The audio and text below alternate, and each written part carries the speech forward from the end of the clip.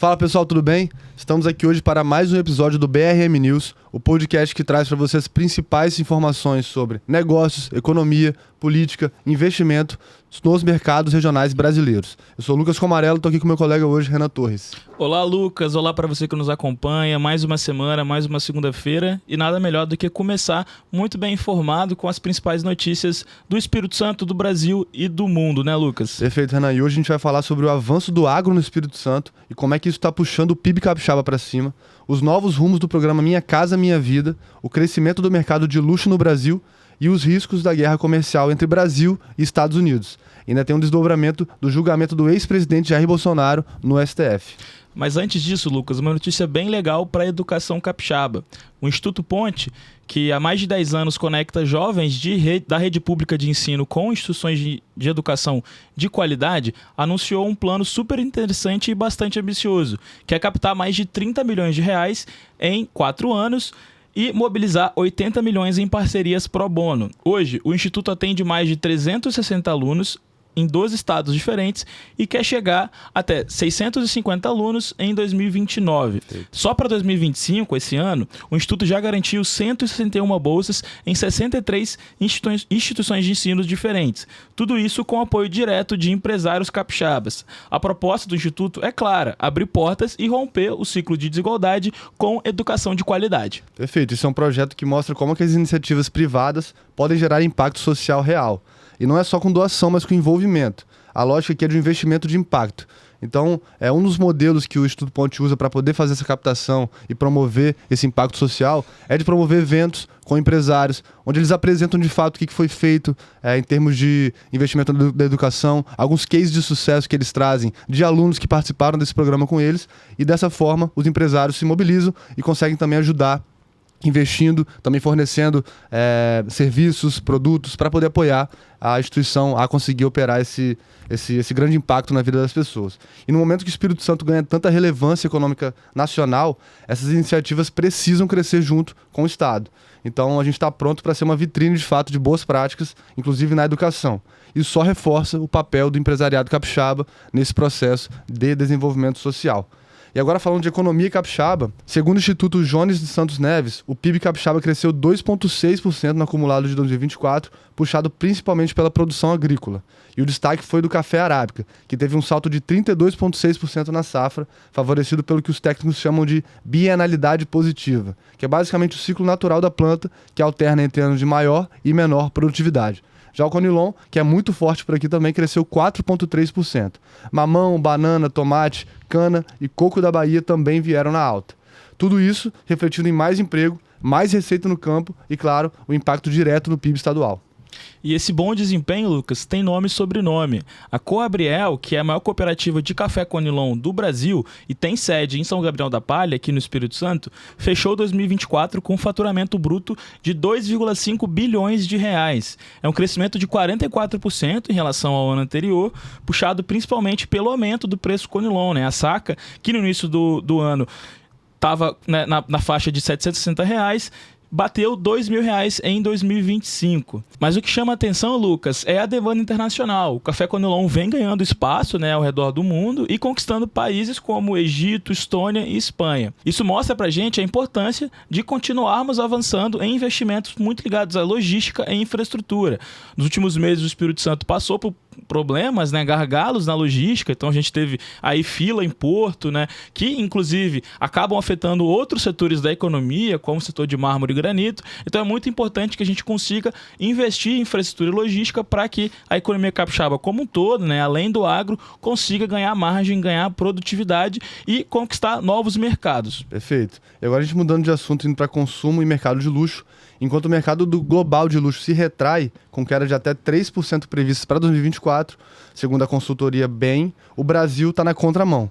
A Tiffany, Balenciaga, Zegna e novas marcas como Loewe e Comme des Garçons estão apostando forte no país. O mercado brasileiro de luxo movimentou 74 bi em 2022 e deve chegar a 133 bilhões até 2030. Isso não é só São Paulo e Rio, não. Essa onda está se espalhando e a Tiffany, por exemplo, inaugurou uma flagship em São Paulo e já se movimenta para o centro-oeste brasileiro. E o que explica esse crescimento, né, Lucas? A gente tem 2 pontos aí importantes. Primeiro, é que o público de alta renda, ele cresce no Brasil.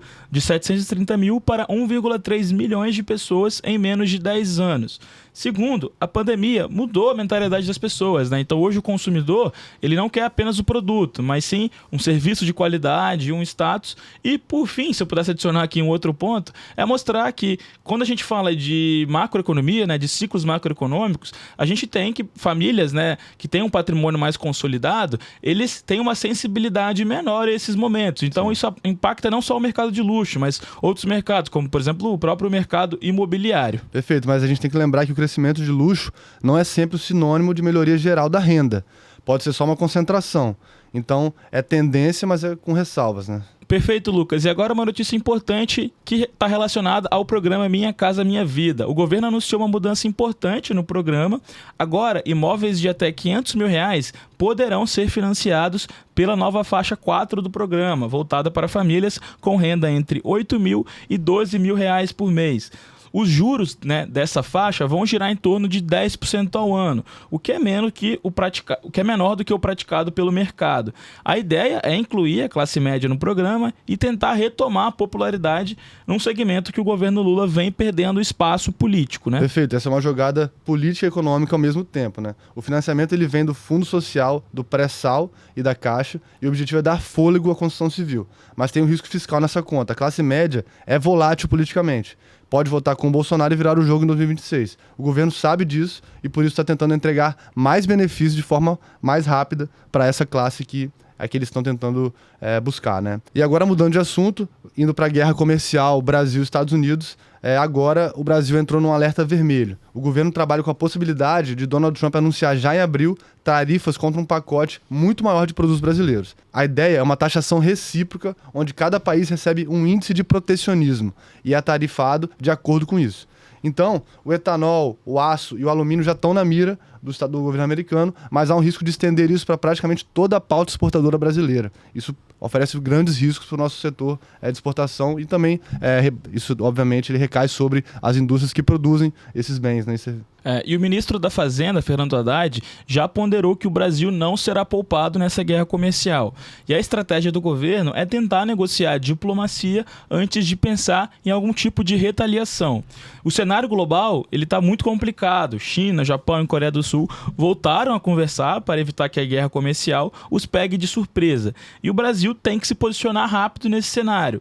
Nossa pauta é diversificada, mas sensível demais a choques externos, né? Então, a gente sabe que isso pode impactar muitos setores, inclusive setores que estão ligados aos mercados regionais. Perfeito. E agora entrando numa pauta super quente que a gente vem comentando aqui com vocês ao longo das semanas, que é sobre Bolsonaro e a disputa política contra o STF. Hoje começa, de fato, o julgamento do STF, que pode transformar o Bolsonaro e mais 7 aliados em réus no caso do 8 de janeiro. E a expectativa que sonda lá em Brasília é que o placar vai ser unânime de 5-0.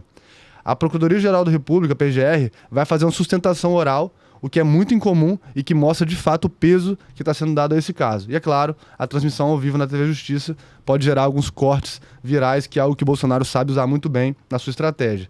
E a estratégia dele, de fato, é alegar o cerceamento. Mas o foco agora é político. Então a turma do Bolsonaro quer mostrar que ele não está isolado e que ainda tem uma base política de apoiadores forte. O problema é que a imagem de perseguido político pode colar em parte do eleitorado e esse julgamento pode virar um novo marco no embate entre Bolsonaro e o STF. E Lucas, vale lembrar que pesquisas recentes apontam que 40% dos eleitores ainda veem Bolsonaro como uma figura política relevante. Sim. Isso mesmo após os ocorridos pelo 8 de janeiro. O julgamento, que será transmitido pela TV Justiça, coloca mais uma vez a disputa institucional em rede nacional, com o potencial de reforçar tanto o sentimento de perseguição quanto de justiça, dependendo do lado do espectador. Além disso, Lucas, a sustentação oral será feita pessoalmente pelo Procurador-Geral da República, Paulo Gonet, o que é incomum nas turmas do STF. Isso mostra o peso simbólico e jurídico desse caso. Nos bastidores, a expectativa é de um placar unânime. E aí, obviamente, fica aqui a sugestão para a gente poder entender com calma esse caso, que deve se arrastar até 2026, na próxima eleição presidencial, e principalmente separar aquilo que é ruído do que é fato, do que é informação. E para acompanhar, né, o cenário macroeconômico para além das manchetes de jornais, fica aqui a recomendação para que todos acessem a Carta do Economista, né, um documento mensal escrito pelo nosso economista-chefe da Apex, né, o professor doutor Arilton Teixeira, que faz uma análise detalhada do cenário macro brasileiro e global e os seus impactos nas principais classes de ativo. Então fica a recomendação aí para que todos possam acessar e fazer a leitura desse conteúdo super rico. Perfeito, Renan, obrigado.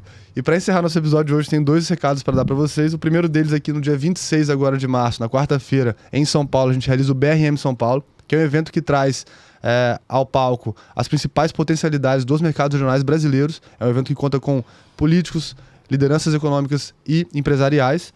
E o outro recado é sobre a nossa grade de episódios da semana. Então, a gente tem ainda nessa semana para sair no Market Lab, Paulo Bockel, que traz uma visão afiada sobre o cenário de crédito privado e o que esperar para os movimentos dos mercados em 2025. No Vida Intelectual, a gente traz o Guilherme Freire, que falou sobre a busca pela verdade, um episódio profundo para quem curte refletir um pouco mais com a consistência.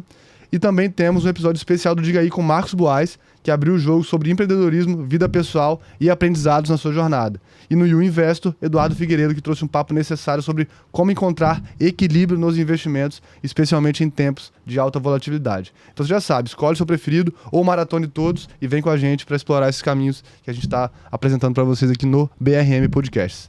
É isso, Lucas. Muito obrigado para quem nos acompanhou até aqui. Importante seguir a gente nas redes sociais, no YouTube, no Spotify. Fica o convite aí para ouvir os episódios dessa semana e ótimos negócios, pessoal. Perfeito, pessoal. Até mais.